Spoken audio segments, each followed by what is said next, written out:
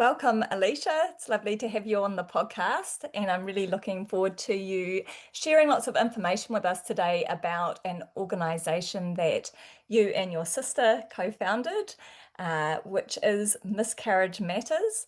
So let's start off with you telling us how it came to be that you founded and are now the chairperson of Miscarriage Matters.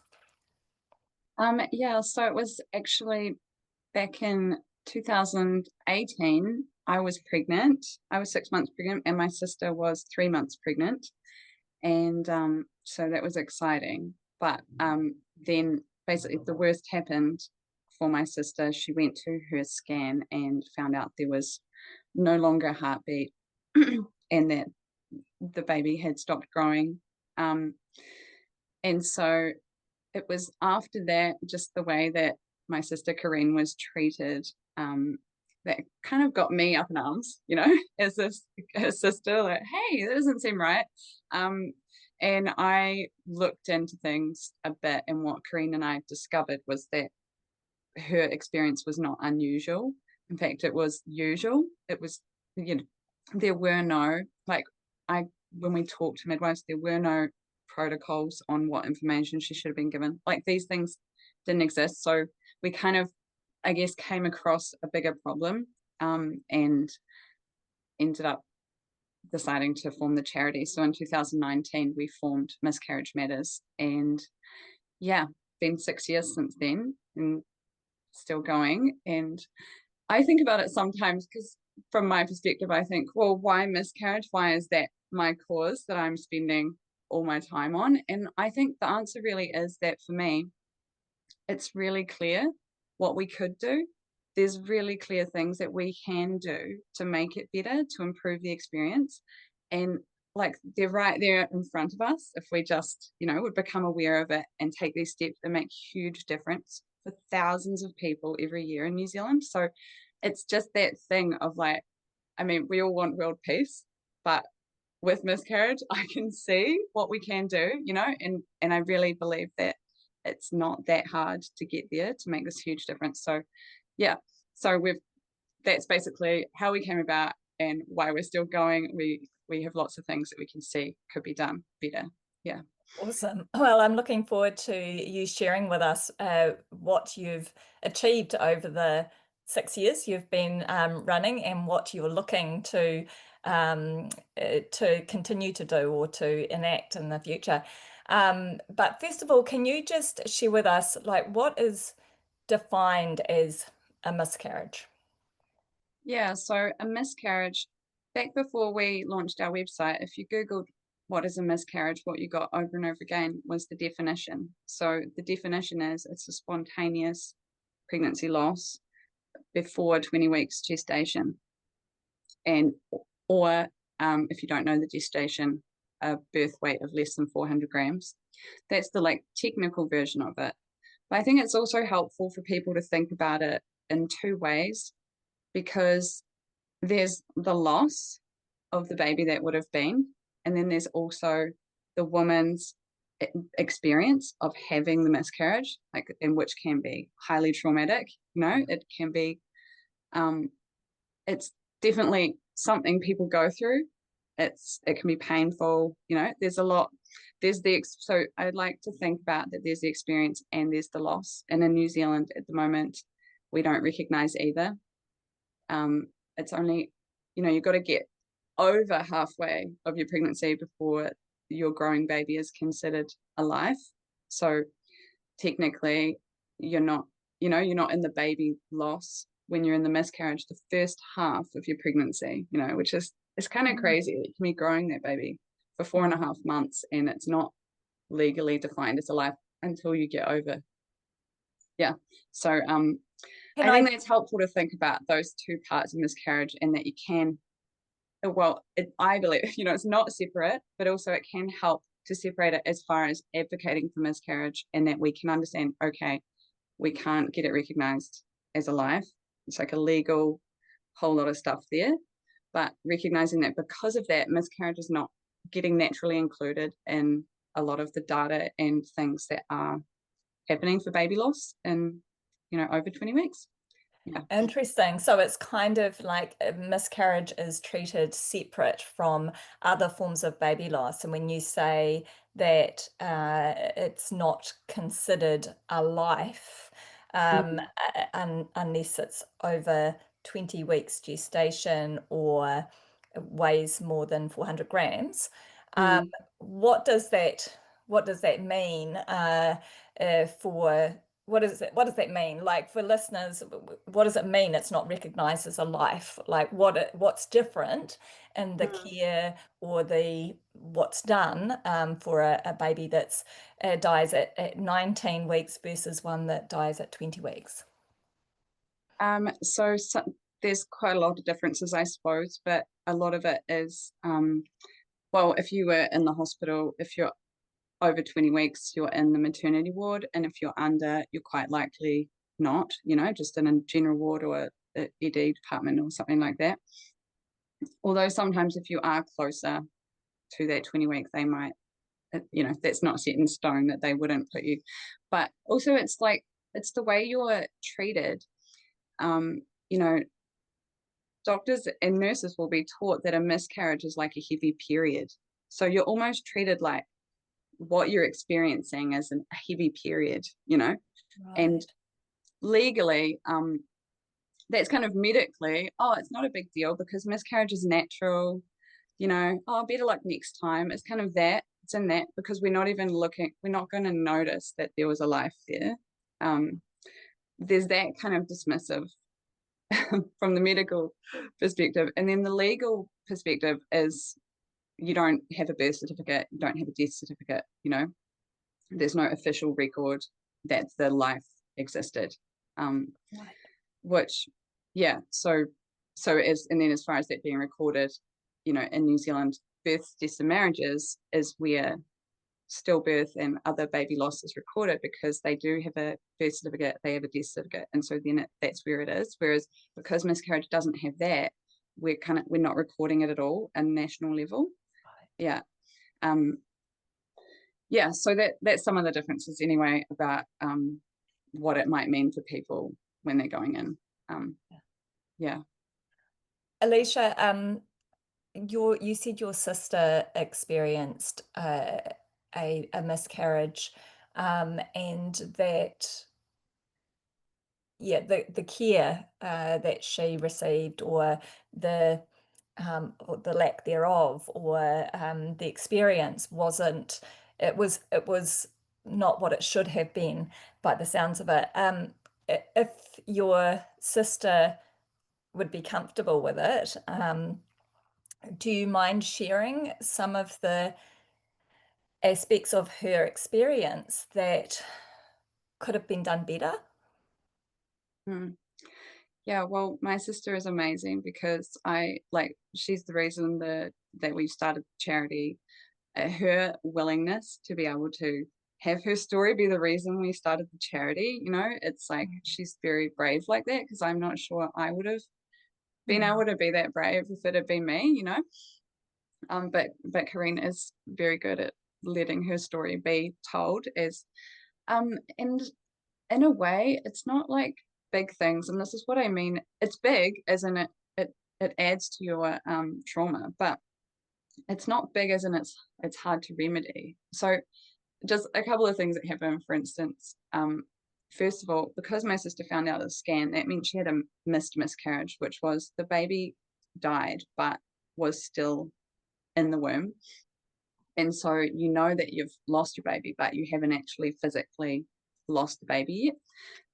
So that meant that her and her midwife kind of knew what was coming. She had started a little bit of bleeding, and it was like, okay, but then still, it happened one night, and she's in quite a lot of pain. She's having to pace around.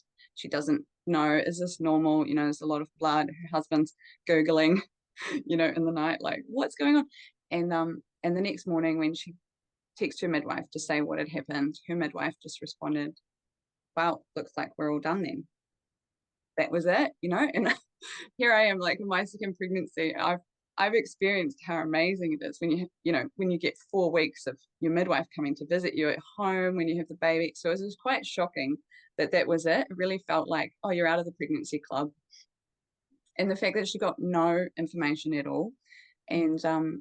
And then I asked my midwife, do you have any information? Because we still didn't know what exactly was happening. We didn't know, what does your body do? How does a miscarriage work? We just didn't even know these basic things. And and my midwife went away and she came back with a pamphlet, but it was, it was like a wonky photocopy of a pamphlet. It was black and white and was mostly about grief. And it's not that grief doesn't matter, but at that moment when you're in that physical part, you really want some like solid just information about what's happening. And so it wasn't available. So there was that. I felt like her midwife had let her down in not giving her information at all when she knew it was coming. But it turns out like it wasn't exactly, something that was set that she should do. Yeah. And the other thing that happened was because Corinne had a miscarriage and she um they like reluctant when you go to a scan and there's no heartbeat and the baby is small, it stopped growing. They don't know. They're reluctant to fully tell you it's a miscarriage at that moment. They want to confirm just in case you got your dates wrong or there was a subsequent pregnancy and this is a new pregnancy that's too early to have a heartbeat yet. So Right. they send you for an HCG blood test and then you do another one a couple of days later just to confirm that your HCG is going down, and that would tell them, okay, yes, it is a miscarriage. What Mm. happened with Corinne was that she went to the blood test, and of course for her this was very upsetting, this whole thing, to finding out about her baby. And the nurse, while she was taking her blood, congratulated her on what an exciting time. Wow, what Uh, an exciting time. You're finding out if you're pregnant. Like, and it was just like, then mm. Corinne didn't know what to say. And then she's just, crying in the place. And in that case, I was like, where was the tick box? There should have been, why Yeah. didn't the nurse know? It was just, it's simple things like that that Mhm. are actually almost feel like they're kicking you while you're down, Mhm. that it's so Mhm. insensitive. And it's like, that's what I mean, where it's like the answers of what could be made better are so obvious. Just write a note when you send that blood form to the nurse. Write a note, suspected miscarriage, Yeah. and then she knows not to. I talked to a local midwife, nurse, when I went to my local medical centre. I just out of interest talked to this one nurse and asked her about it. She didn't know that the HCG blood test was ever used for miscarriage. She said she would Mm. always assume it was just double checking that you are pregnant. She didn't realize that it's even used in that way. So Right. there's, yeah, that's kind of, and it's like miscarriage is already a heartbreaking, shocking experience. You're not expecting it, especially at a scan or just any time. And then you physically have to go through it, which, is not, you don't usually have to physically go through the actual physical loss of someone that you love. But in this case, so Mhm. there's a lot already going on. And then it Mhm. doesn't feel like the system is helping you in that. It actually feels like they're just kind of pummeling you a little bit extra. Right. And so I think maybe saying these things, I don't know if it seems like small things, but it's just, and then, compound on this all the hundreds of stories that I've heard about since then of all different things, and discovering that exactly what Corinne went through was happening over and over again. We put the call out there, lots of people replied saying, yes, I went through the exact same thing. I got congratulated on my blood test. Like, the fact that that's just happening and that we're having thousands of miscarriages every year and it just keeps happening, yeah, Mhm. that's what needs to change. There's a lot that needs to change. And yeah, hopefully people can see, like, get on board and start thinking, yes, that's really actionable. We can absolutely fix that. That's not a big fix. Yeah. Yeah. Yeah, and it is shocking given how common miscarriage is. Um, yeah, I had a look on your website in preparation for this interview today, and my goodness, you guys have done a stellar job of creating a website that has just so much easy to read, clear information. It's got practical information. It's got information for support people. It's got information about what you can expect under different circumstances, ideas for remembering your baby that you lost. There's just a wealth of awesome information on there. And I see that people can order pamphlets from you guys, so presumably that's some condensed information. Yeah, right. So yeah, that's obviously part of what you've been working on over this last 6 years, but what does Miscarriage Matters do? Yes, so we formed in July 2019, and by our AGM in 2020, we'd already had our first butterfly fun run, which we've held every year since then in Christchurch. We had already launched our website, and we had given out 1,000 care packages. Since then, we've given out 7,000 care packages over the 6 years, and we predominantly give them out in Canterbury, but we also now have chapters in Auckland, Timaru, and top of the South. And then I think it was last year we launched the pamphlet, which is kind of like a way of us trying to reach more people. It's hard to make that many care packages.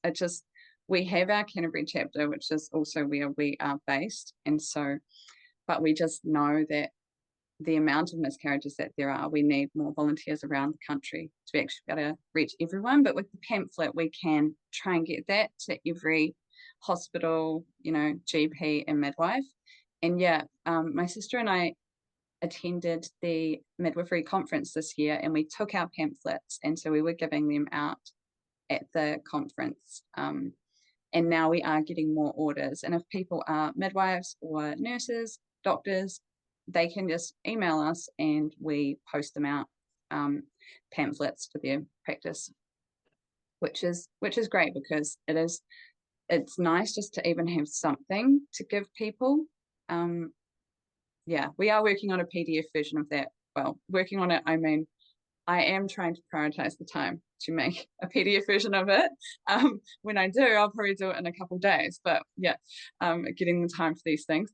But once we have the PDF, I think a lot of people were telling us they want that, like midwives have a lot of resources that they can just give their clients access to, and it would be great to be able to have it in there as well. So yeah, and now we've always had advocacy as part of something that we're trying to do, and we've really I've always wanted us to be able to record it, because when we were making the website, it became really clear that there wasn't a lot of great information out there, as far as very few countries in the world record miscarriage. So all the data, all the kind of 1 in 4 pregnancies, or 10 to 20% of pregnancies, 1 in 3 people in New Zealand experiencing miscarriage, it's often based on quite small studies, and it's not very reliable. So when we were doing the website, we were trying to have the reference for everything, and it was hard to find references for some of these things that are just floating around, but not anyway. So right from the beginning there was that need for a record of how many miscarriages are happening in New Zealand. We don't know. So when we're giving out care packages, we don't know what proportion of Canterbury miscarriages we're actually getting care packages to. Yeah. We know we're giving out about 1,000 every year in Canterbury, but how many are we missing? We don't know. We don't know whether the rates are going up or down. We don't know how New Zealand's rates of miscarriage compare to other countries that are recording miscarriage. So there's a big grey area gap there, and it's been something that I've always wanted us to do, but I haven't seen how. But we've just had this opportunity with there's a perinatal bereavement care pathway advisory panel that was put together to advise the government on baby loss care pathways through the health system. And we presented this to them as being the like foundational thing that we need for miscarriage, is to start with the health system recognizing miscarriage as a medical event worthy of being recorded. And I feel like all the other things that we could improve come downstream from that. We need to start by, so right now we're actually being able to advocate, because of this opportunity that's going to go to the government when it is released from Health NZ. We are going to have that advice of ours. We know it's in there. It's going to go forward. So yeah, so we're advocating now for this to happen, and it's kind of exciting that we have this opportunity now, that it's come about, that is the time for it to happen. Yeah, talk to me a little bit more about this. What would it mean to have it recorded? Like from what I'm hearing you say is that just having more clarity around numbers would be helpful. But yeah, what like currently, surely if a woman is say your sister, for instance, she had that scan. The scan showed that her baby had passed. That would be recorded in her record, surely. And then the the midwife ending the care, like what's the difference between what's currently taking place and what you're advocating to have take place? Yeah, so yes, the miscarriage, there are traces of the miscarriage, so if you go to hospital, they record how many miscarriages they deal with.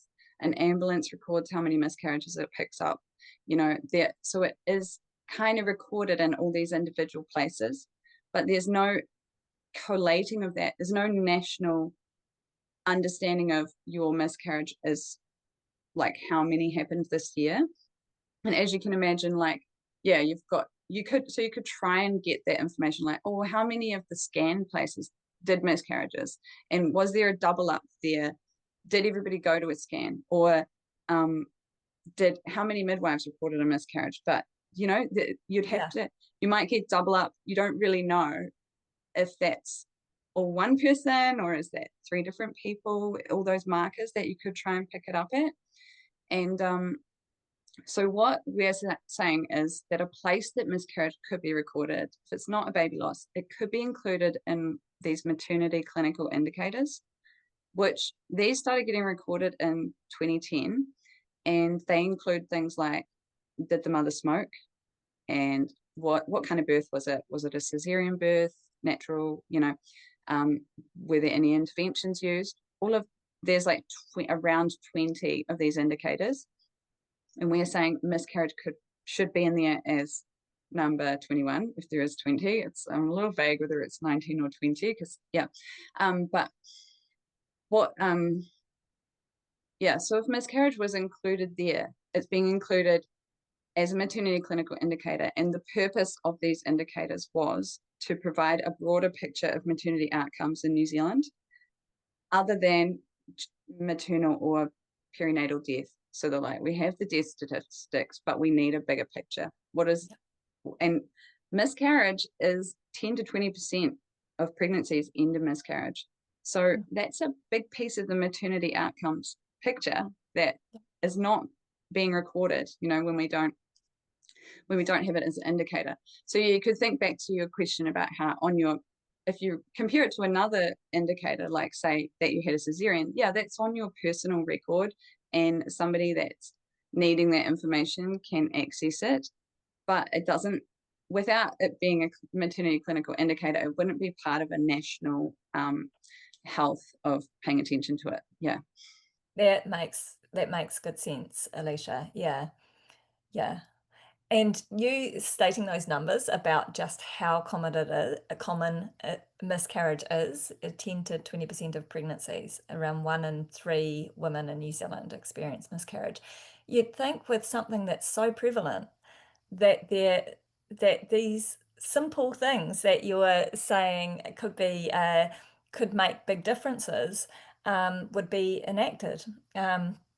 Now, you talked earlier around one of the struggles for your sister was when she went to get this HCG test, blood test done, that she was congratulated on her pregnancy. And you said if only there was like a tick box on the form. Now, I'm pretty sure this was one of the things I read in on the website this morning.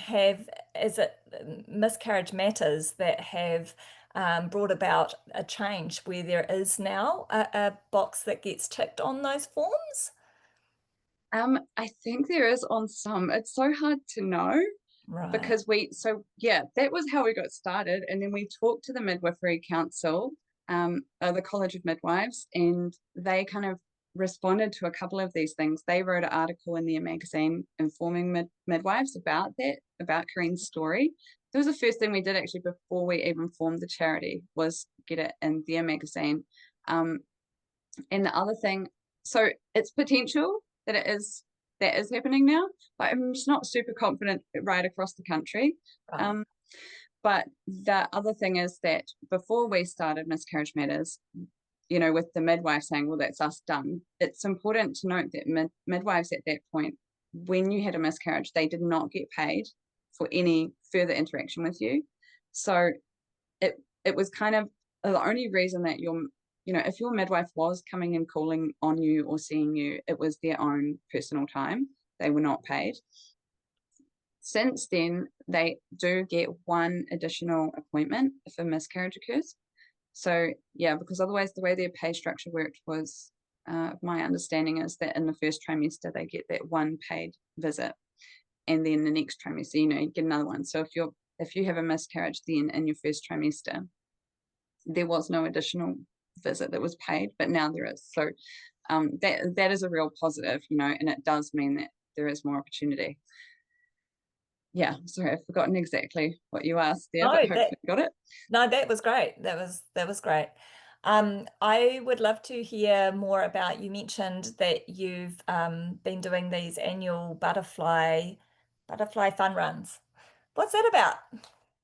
Yeah, so this is really Corinne, my sister. This is her thing. She's the chief organizer in this. So just every year we get together at the Groins Reserve in Christchurch, and we hold a 6 kilometer run, and we encourage people to dress up. There's prizes to dress up, butterflies or anything. And yeah, we have a blackboard there, and people can write a little message. And we have lots of spot prizes, and it's a hard day to describe because it is just people getting together for a run, but miscarriage is such a thing that can feel so isolating and so like, you know, send you out the back door, like keep you out of the view of everybody else. That it just feels really amazing to have everyone together, and people have quite strong experiences doing the walk. It's so it's kind of funny. I actually said this at the last one, which was on just it's during baby loss awareness week every year, so that's in October every year. It's kind of like it always feels it's sad. It's such a sad topic, and there's a lot of crying, well, I get a lot of crying people, but at the same time it feels like a celebration. Everybody's out there doing exercise. Everyone always looks great and get together. Yeah. Anyway, so we had about 250 people this year, and Wow. um, yeah, it's a beautiful event. Go, there's music and then but it does really mean something, and lots of people express that it's like, I didn't let myself acknowledge it, Yeah. but this is the time that I did. Or one time we had this lady, I don't know if I'll be able to tell the story. I was going to tell the story at the fun run, but I kept crying every time every time I went to tell it. So I was like, oh, I'm just not going to tell that. That's terrible.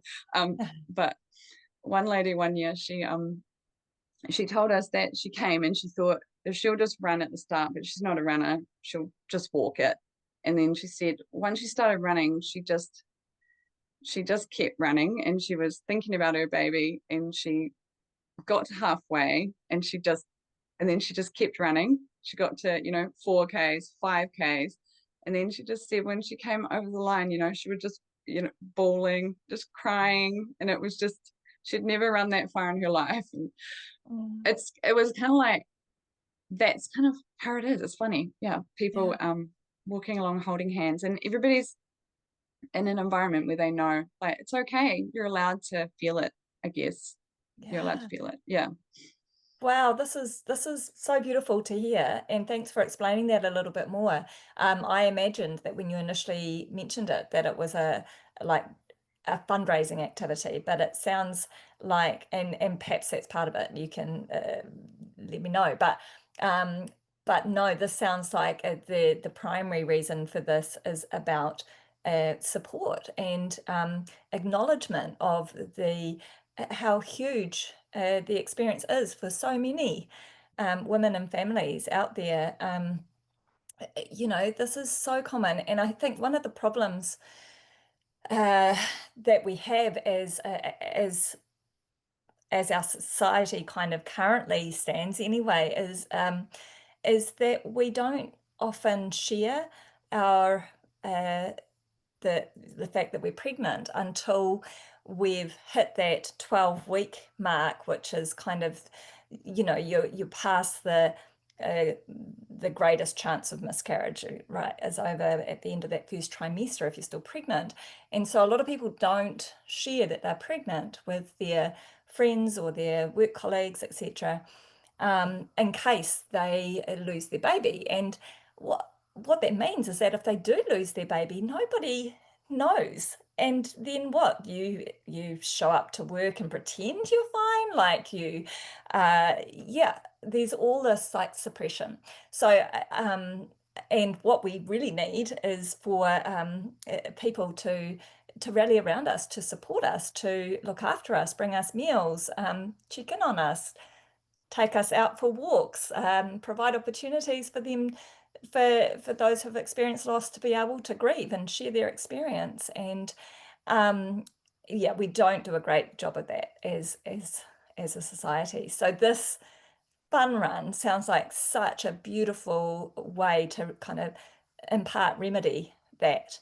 And is this just something that takes place in Christchurch, or is this something that's happening in other parts of New Zealand as well? Yeah, it is just in Christchurch. It takes high effort from all of our committee to just run the one in Christchurch. And we are just a volunteer organisation. People do reach out to us wanting them in their locations.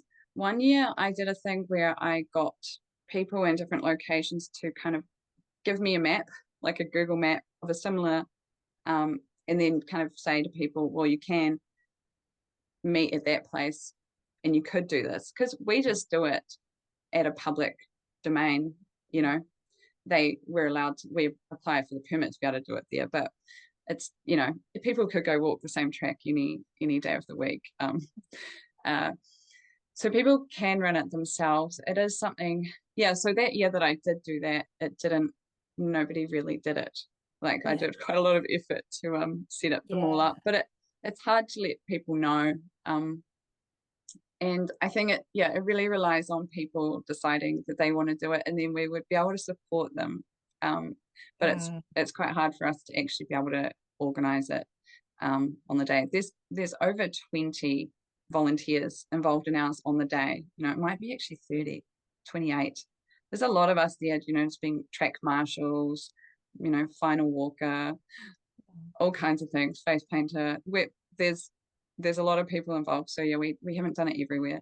And like, mm, going back to you saying about the is it a fundraiser? That was kind of the primary goal at first, was like, it'll be our main fundraiser. But we've always found, even from the very first one when we had 100 people, we realized, oh, it's more than this. And it's much more about the community yeah. bringing it together, because it is also about changing the perception. Because, like, miscarriage, I feel like if you mention miscarriage, it's often followed by a cringe, to the person that you're talking to. And it just, what we found even at the first fun run was that people were taking selfies of themselves dressed up or just out running in a beautiful track, and they were sharing their story for the first time, or they were even just saying out for a great cause, Miscarriage Matters. It was making it an acceptable way of talking about it. You know, Mhm. if you say I'm going to a pink ribbon breakfast, you don't have to cringe and think that's going to be terrible. You can understand, yeah, everyday people, all kinds of people experience this.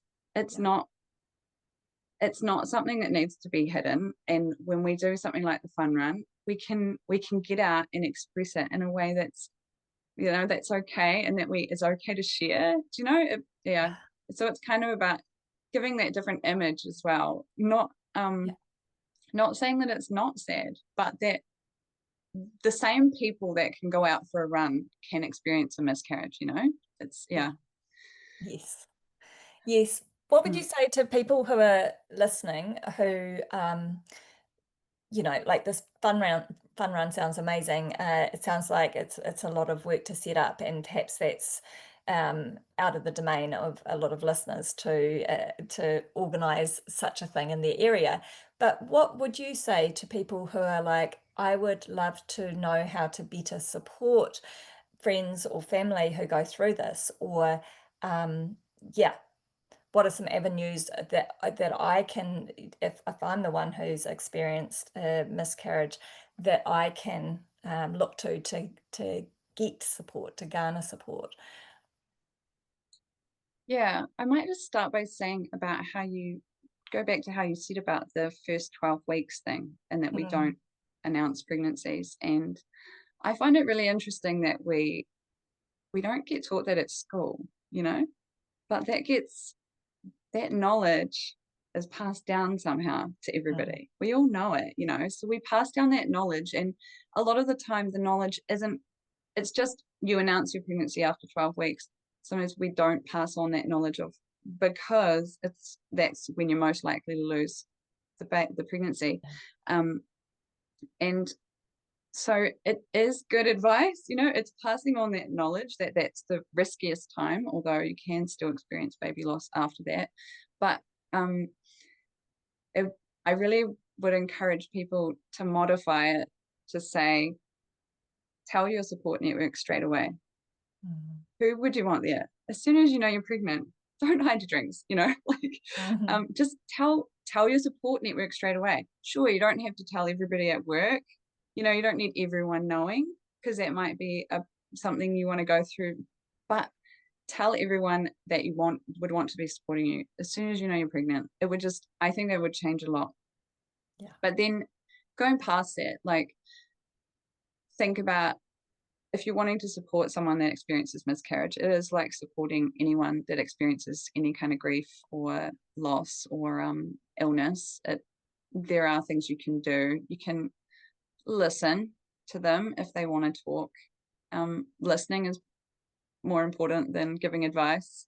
Yes. Um, it's bringing food, yeah, looking after older children, cooking meals, like sending flowers, Mm, or even just sending a message that said, I'm sorry. It depends how close you are with people. I remember my sister found it very, very moving that our little brothers are quite a bit younger than us, so they were like still teenagers, but one of them just sent her a wee love heart in a text, and that means a lot to her coming from him, because yeah, so just doing what you would usually. But with miscarriage, there's one thing that I think is kind of what I try to do, because when people reach out to me, is not everyone has the same interpretation of what the miscarriage is. So some people don't want to say it was a baby in their own processing of the experience.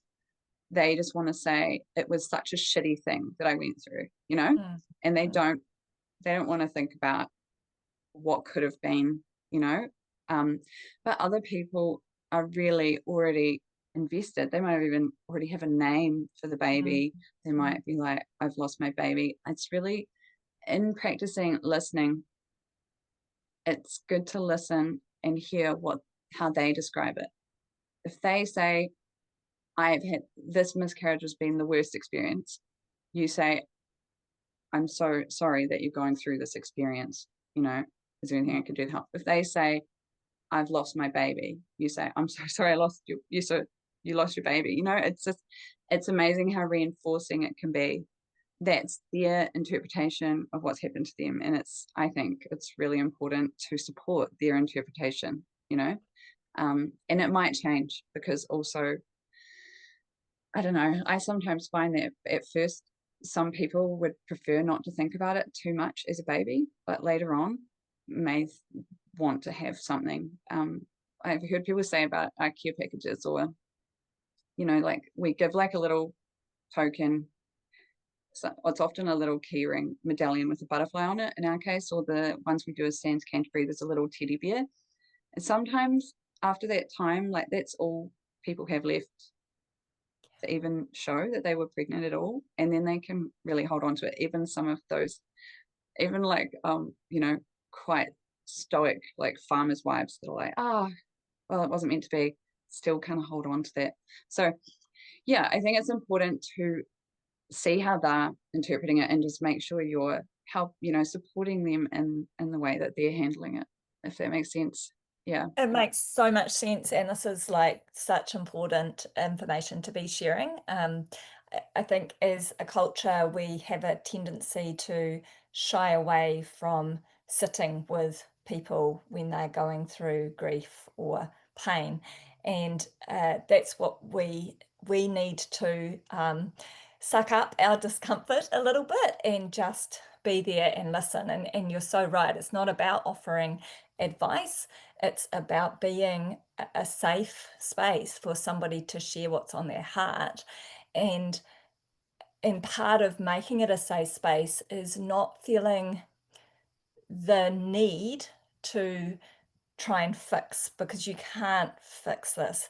But I think this is what we have a tendency to do in our culture a lot, is to be like, focus on the positives, look at the bright side, at least such and such, at least you were only so early on in your pregnancy, at least you went further along, or at least you can get pregnant, and oh well, you can try again. There's always this, well, not always, but often this like focus on the silver lining. And um, yeah, people may get to that point. They may already be at that point in terms of seeing, that it isn't all doom and gloom, or they may not. And it's not up to somebody else to get them to that point. They can't, like it's you've got to meet people where they're at. And I really loved your advice around using their language and yeah.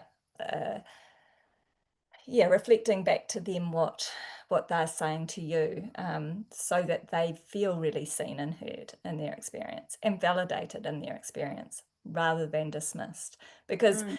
we unwittingly dismiss people's, we invalidate their experience when we try and encourage them to get over it in one way, shape, or form. Look at the bright side. Yeah. Yeah, interestingly, in some of the work that I did with the psychologist that helped us with the emotional advice on the website, one of the ways of processing grief is finding meaning, or you might say silver linings. Mhm. Um, but that is that's for the person themselves to find. And maybe that is part of that hurrying it along. When you try and think of silver linings for them, you're kind of rushing them through that process. And it might be true and they might come to that conclusion later, but yeah, it's kind of them to find it out, and people later on might actually tell you their own silver linings, or never. They might Yeah. think but yeah, it is. So it is an interesting thing that it's a part of that grief process, but for the person themselves, not for you to determine. Yeah. Mm, mm, yeah. If anybody who's listening is keen to be a volunteer for Miscarriage Matters, is can they get in touch? Like, is there roles that people can play in terms of helping out? Yeah, there definitely is. So we are just all volunteers, you know, we're not any particular qualifications or anything. We're just all people that have put our name forward basically to try and do things. So you just have to reach out. If you can be a supporting member straight away, if you fill in the supporting member form, you're just straight away a supporting member, and then you can get our emails about AGMs and things like that. If people want to start up their own chapter, is how we've kind of worked it, that they just need to apply to be an accredited member, which means that they say that they want to join, and we look at their application at a committee meeting and we say, okay, they can join. And then once you are an accredited member, you can, there's a $20 fee. We all pay $20 just to, basically we just keep that there to actually show a little bit of commitment when you're signing up. And then you can have your own chapter. Mostly the chapters start up to make care packages. That's kind of what people want to do. Usually they want to have care packages in their own region or hospital. And we have some starter packs that we have, which includes a lot of the things you need for the care package to try and make it easier for people to start it up. Like in Canterbury, we sew bags, whereas at Working Bees, that can be quite, you know, time consuming. So with the starter pack, we have a nice brown paper bag with our Miscarriage Matters sticker, you know, to make it like a nice little parcel. And then we send them swan plant seeds and the cards to write in. And what else do we say? I know we send them something else. Oh, the keepsake. And then they just have to get their own, say, chocolate and pamper item to put in it, and then write in the cards and find where to give them out. Yeah. So there is like, we do have a bit of a process of how people can get involved. But even just signing up to be a supporting member, and also, you know, you can follow us on Facebook and Instagram, and we are going to be trying to have more and more conversations about getting miscarriage recorded, because there are so many things. I just want to mention that at the moment in New Zealand, midwifery schools do not teach miscarriage while you're at school. It's not covered. And they are cutting down from 4-year degree to 3 years. So it's even less likely. So a midwife, you know, if she has 50 clients in a year, she's likely to have 5 miscarriages in the year. She's not going to have received that in her training unless she encountered miscarriage on a placement. And doctors and nurses tend to get told, like I said earlier, that miscarriage is like a heavy period. So we are really, for me, I have this vision of the future of miscarriage, you know, in New Zealand. It would be that we're recording miscarriage, so the health system recognizes miscarriage as a medical event worthy of paying attention to. That goes down to us having better information to give people that are face-to-face with miscarriage, because we at Miscarriage Matters, except at the fun run and the occasional people that reach out to us personally, we don't actually see the people that receive our care packages. It's the people at the hospital, it's the midwives, they're the ones actually interacting with it. If we are recognizing it in the health system, and then we're getting data, valuable information that we can actually supply knowledge to these people that are face to face with miscarriage, that we can teach them more than what they're being taught now, which is so minimal. We can actually say, this is an important medical event. Doctors, you know, if you have a miscarriage, you have to go 3 consecutive miscarriages before you get sent for testing. That is like, they rationalize that because miscarriage is common, natural event, you know, but what happens, you know, you go three miscarriages in a row with the same person, then you get referred, then you're going to get some blood tests, and they're going to try and rule out some of the, you know, the things that they could rule out straight away. How's your thyroid? Do you have undiagnosed celiac disease? You know, because undiagnosed celiac disease is a contributing factor to recurrent miscarriage. Why isn't it that after the first miscarriage, people could have screening? You know, I think the stats say 1 in 20 couples will experience recurrent miscarriage. And so if we're thinking it's maybe 1 in 4 will have pregnancy loss, you know, well, so there's like, say 15,000 maybe. This is all guesswork because we don't record the numbers, but we have 15,000 miscarriages every year, and like 3,000 of them are recurrent loss. That's a lot of people that we could have, and well, we have to account for the fact that, and then only half of those will get an answer. But that means, say, 1,500 people every year could have been screened earlier so that they're not going ahead and having to go through all that loss before they even get looked at. And it's also the fact that if you experience a miscarriage, you go in, you think that someone's going to care, but they just say, better luck next time. If they actually prioritize miscarriage as a medical event that we care about and we want to screen for it, we don't want it to keep happening when it shouldn't, like unnecessarily, then you get to the point where everybody's getting screened and it actually makes everybody feel seen. It reduces a lot of that additional trauma that happens just by the way people were treated. So much of their lasting pain, when I talk to people, is the way that they were minimized, the way that they felt like nobody cared, that they were the only one that recognized that they were even losing their baby.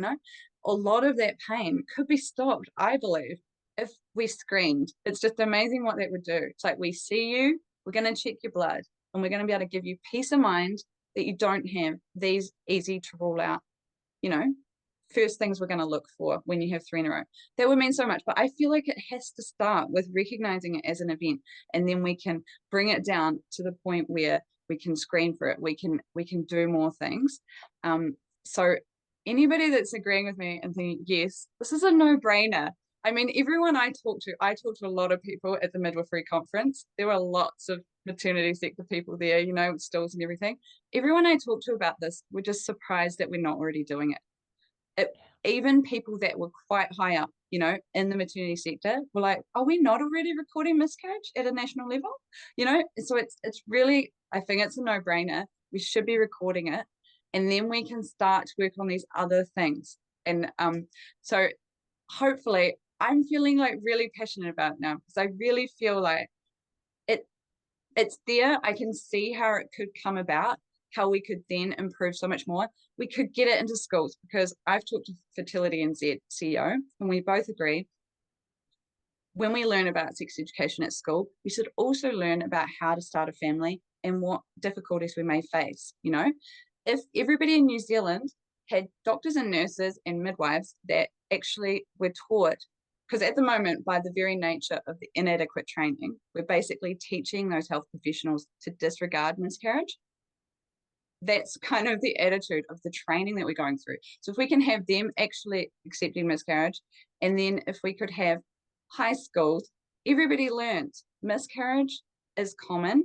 It's most often natural. It is common. Most people won't have a miscarriage, even though 1 in 4 or 1 in 3 is a high, very common. There's a lot of people. Most people won't. So, don't need to freak out. The time to learn about miscarriage is not when you're pregnant. You need to know, like, mostly you probably won't, but also there is a chance you will. But learn about it at high school, when you can learn all mammals experience miscarriage. It's a natural thing. It's part of our evolution. I've seen a really cool study where they look at the cells that actually potentially miscarriage is a survival of the fittest at a cellular level. It's nuts. Anyway, it's kind of, it's good to know that when it's not right on you. What happens when you have miscarriages? The moment it all falls on you like a big avalanche all at once. You get like, it's so common, but then how come it's not better looked after if it's happening all the time? You get it all at once. What is it? Is it common? It's not common. Was it? And there's so much blame when people think it was something they did. It's just, there's so much that could be better, and we can start by recording it and paying attention and actually valuing it. And just imagine, like, I know this is asking for extra things from the health system, but I also think how much extra strain happens because of the way it currently is. I really think it might actually reduce the strain on the health system. I think it has that potential. Anyway, so hopefully if people get excited about this as well, they can think, yes, let's just follow along. Let's join as a supporting member so we can get on the mailing list, because we have we have social media, but of course you don't see half of it, because they only show a small proportion of your followers what you actually share. So if you want to get if you want to be on there when we're like, okay, we're going to have to start a petition or whatever, you could join as a supporting member. Otherwise, yeah, you can just follow along on Facebook and things like that. Yeah, sorry, I went into a bit of a big spiel there, but I just really want people to know, like, it's kind of like it's it's hard to get across how bad it is right now, and then, but it is exciting how much opportunity we have to change. Yeah, and it sounds like you've already implemented some awesome changes and oh yeah, like I said earlier, just even your website is just such an awesome resource, and I haven't got any of your pamphlets yet, but I will be getting my hands on some of those, and I'm sure they are amazing resources too. So well done to you and your sister for setting up this really important organization, Miscarriage Matters. And I will be posting links to the website and to your Facebook page. And are you guys on Instagram as well? We are, yeah. Okay, great. So I'll put all those links in the show notes. So it's super simple. If anybody wants to find out more or become a supporting member, yeah, head to the show notes. Aleisha, your passion is catchy. I feel pumped after this Oh, that's so conversation with good. you. I actually just met with, do you know Michelle Topham, who's here in Tauranga, who does massage for miscarriage, no, massage after miscarriage. And yeah, and yeah, after talking with her, I was all kind of keen to get on board and yeah, support her organization as well. So great to have you on the podcast. I have to get her on the podcast too. And bringing light to things that don't get spoken about enough and affect so many. And like you say, just for people to know they're not alone in their experience, and there is, good sources of information that are just really accessible. Yeah, can make such a difference when you find that you're one of the people who is going through that. Mm. So thank you so much, Aleisha. You have a wonderful afternoon. Okay, you too. Thanks so much for having me on. Thank Thank you. you.